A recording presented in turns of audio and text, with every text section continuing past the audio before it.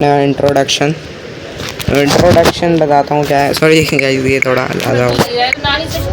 Channel को subscribe नहीं किया, चैनल को सब्सक्राइब दो, वीडियो को लाइक नहीं किया, वीडियो को लाइक कर दो, शेयर कर दो, एज वेल एज जितना शेयर कर सकते हो उतना। तो काइनेमेटिक्स में हमने क्या पढ़ा था, जो मैंने आपको काइनेमेटिक्स पढ़ाया था वो अपना रिकॉर्डर गाइस कहाँ गया पता नहीं, चला गया कहीं। तो काइनेमेटिक्स में हमने पढ़ा था कि we study the motion of an object along a straight line, तो without discharging the cause of motion. मतलब देखो आपने पढ़ा था काइनेमेटिक्स में, जैसे कि काइनेमेटिक्स में हमने पढ़ा था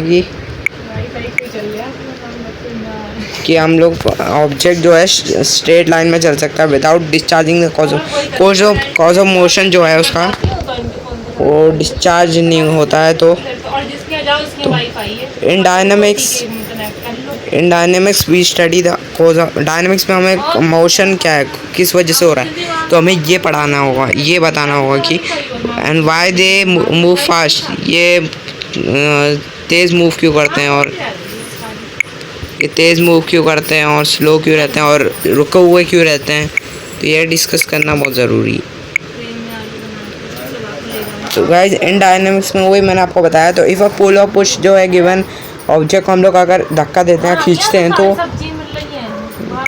धक्का देते हैं, खींचते हैं यार, वो रेस्ट में रहता है, तो उसको यूनिफॉर्म वेलोसिटी से हम लोग मूव करते हैं। मतलब हमारे उसमें से वेलोसिटी जो जनरेट होती है और फिर जाके वो रुकती है। देन द बॉडी जो है, उसके बाद जो बॉडी जो है वो इंक्रीज़ होता है और डिक्रीज़ मतलब बढ़ता है, कम होता है, स्पीड उसकी बढ़ती है और कम होती है।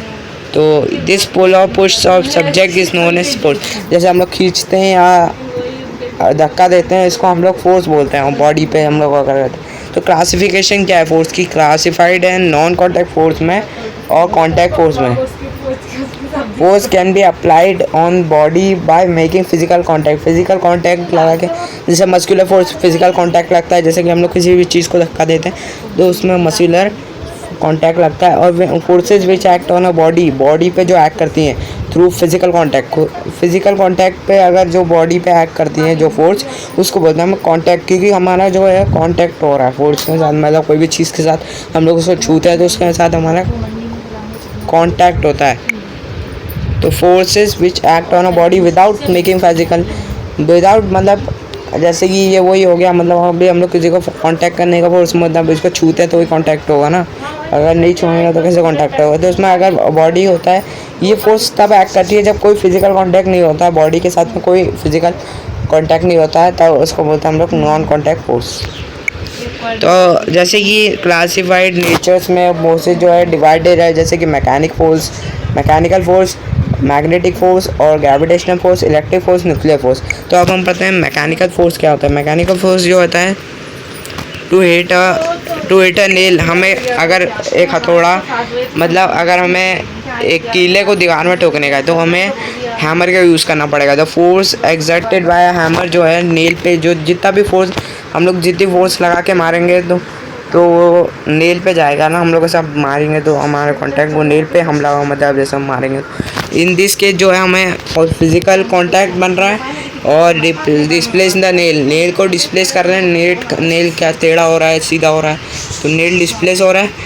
Such a force is known as contact force. ऐसा फोर्स में बोलते हैं हम लोग कांटेक्ट फोर्स और should be mechanical force. So start करते हैं मैग्नेटिक फोर्स में। मैग्नेटिक फोर्स आपको पता होगा कि जैसे मैग्नेट एस और एन को अगर हम लोग साथ में करेंगे तो साथ में डिवाइड हो जाएगा, और एन और एन को अगर करेंगे तो वो दूर भागेगा, क्योंकि उसमें कांटेक्ट नहीं बन पाएगा। ठीक है, एन और एस में कांटेक्ट बन सकता है, लेकिन एस और एस में क्योंकि वो तो सेम चीज़ जो है वो होता है। तो ग्रेविटेशनल फोर्स क्या होता है? Gravitational force a ball thrown vertically ऊपर, जैसे हम लोग ऊपर बॉल फेंकेंगे तो वापस कुछ टाइम बाद नीचे आ जाएगा, क्योंकि this is on contact account of attractive force of earth exerts on the ball पे एक्सर्ट्स होता है। और सिमिलरली क्या होता है, द अर्थ जो है एक्सर्ट करता है अट्रैक्टिव अट्रैक्टिव फोर्स वो अप्लाई मतलब करता है, एग्जर्ट करता है, मतलब अपने से देता है ऑन सेलेस्टियल बॉडीज जैसे कि मून, सन, प्लैनेट्स पे वो अपने एक फोर्स जनरेट करता है। और this force is between any two mass, जैसे कि कोई भी दो मास में ये फोर्स होता है तो उसे ग्रेविटेशनल फोर्स बोलते हैं। ठीक है, इलेक्ट्रिक फोर्स क्या होता है? मैंने glass rod is rubbed with wool, जैसे ग्लास रॉड हो गया, ग्लास का रॉड, जैसे ये ग्लास रॉड है, अगर हम ऐसे वूल के साथ में ऐसा रब करेंगे, मतलब रब तो आपको मालूम है, ऐसे करेंगे तो क्या होता है, इलेक्ट्रिक चार्ज जो उन्होंने ग्लास रॉड में इलेक्ट्रिक चार्ज पैदा हो जाएगा।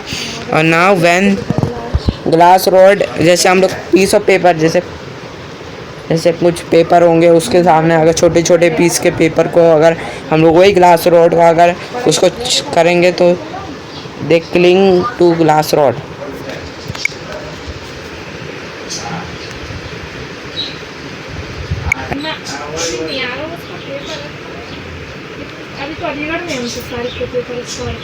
तो वो ग्लास रॉड से वो चिपक जाएगा ना, हमको पता है कि ग्लास रॉड से ना, अगर ग्लास रॉड को हम लोग कुछ छोटे छोटे पीस ऑफ पेपर को अगर हम लोग उसको रब करके पेपर पे पीसेस ऑफ पेपर पे अगर लगाएंगे तो क्या होगा, निकलेगा। न्यूक्लियर फोर्स क्या होता है? Nuclear force is a force, nuclear force ऐसा फोर्स है जब इंटरैक्टिंग पार्टिकल्स है, बहुत इंटरैक्टिंग पार्टिकल्स है, जैसे कि न्यूट्रॉन्स और प्रोटॉन्स, दोनों जो है वो एकदम इंटरैक्टिंग पार्टिकल्स है, मतलब बीच बीच में एकदम रहता है। तो it is different from gravitational and electromagnetic force, और ग्रेविटेशनल से वो डिफरेंट है, बट वो प्रोटॉन्स और इलेक्ट्रॉन्स पे वो करते हैं। तो अब हम पढ़ेंगे Newton's first laws of motion. Newton का पहला लॉ क्या है? न्यूटन का अब फुटबॉल एट रेस्ट जब रहेगा तो हम लोग किक करते हैं तो वो मूव स्टार्ट करता है, मतलब वो चलना स्टार्ट करता है। जैसे हम लोग किक मारेंगे तो फुटबॉल आगे जाएगा ना, बिना किक मारे तो थोड़ी आगे जा सकता है। तो देयर इज़ अ चेंज, एक change in state of ball के ऑप्शन में जो है, जैसे कि हम लोग धक्का मारते हैं उसमें एक चेंज आ जाता है, मतलब उसको हम लोग रेस्ट पे रहता है तो रेस्ट से वो मोशन में आ जाता है, मोशन में मूव होने लगता है। वो मोशन क्या पता है आपको, कोई भी करने वाला एक्टिंग फोर्स, जैसे कि एक्ट कर रहा है कुछ भी, उसको मोशन बोलते हैं। When a force is applied to a body in uniform motion में अगर खड़ा रहेगा, मतलब फोर्स अप्लाई करेंगे तो द बॉल जो है, वेलोसिटी ऑफ बॉल जो है, बॉडी का वेलोसिटी जो चेंज हो जाएगी। But if no external force acts on a body, मतलब कोई भी अगर एक्सटर्नल फोर्स अगर हम लोग किक मारेंगे नहीं तो कैसे यूनिफॉर्म मोशन वो वही स्टेट में रहेगा, रेस्ट में ही रहेगा, क्योंकि वो बदल ही नहीं सकता। अगर हम उसको किक ना मारे तो वो बदल ही नहीं सकता, ये तो आपको पता है। That's form the basis of first law. ये है फर्स्ट लॉ। क्या होता है? If a body is observed at rest, हम लोग अगर बॉडी को अगर रेस्ट पे देखेंगे, ऑब्जर्व करेंगे तो क्या होगा, देन द नेट फोर्स जो एक्टिंग ऑन द बॉडी पे जो एक्ट, मतलब बॉडी की जो फोर्स है वो ज़ीरो रहेगी, क्योंकि अगर उस पर कोई भी मोशन मतलब कुछ भी कर नहीं रहे तो वो रेस्ट पे रहेगा। अगर सिर्फ बॉल को ऐसा रखा रहेगा तो बॉल एकदम वैसे रहेगा ना। If a body is observe to be moving with uniform velocity से बॉडी जो है मूव कर रही है तो क्या होता है, देन द नेट फोर्स जो है acting on the body, net force जो है एक्ट कर रहा है, मतलब नेट फोर्स जो लग रहा है वो ज़ीरो होगा, क्योंकि वो यूनिफॉर्म वेलोसिटी से एक्ट करेगी। अगर वो नॉन यूनिफॉर्म से करती तो उसका वो ज़ीरो मच भी नहीं हो सकता था। If a body is observe to be neither at rest और नॉट इन यूनिफॉर्म मोशन, या तो वो रेस्ट और अगर ऑब्जर्व करेंगे या फिर रेस्ट में या यूनिफॉर्म मोशन में, नेट फोर्स जो है वो ज़ीरो नहीं होगा, नेट फोर्स जो है वो ज़ीरो नहीं होगा। ठीक है गाइस, तो आज हम लोग ने फर्स्ट लॉ पढ़ दिया न्यूटन्स का, और भी काफ़ी चीज़ें डिस्कस करी हैं फोर्सेस के बारे में। तो चैनल को सब्सक्राइब नहीं किया, चैनल को सब्सक्राइब दें, वीडियो को लाइक नहीं किया, वीडियो को लाइक कर दें। मिलता है वीडियो में, तब तक के लिए बाय बाय।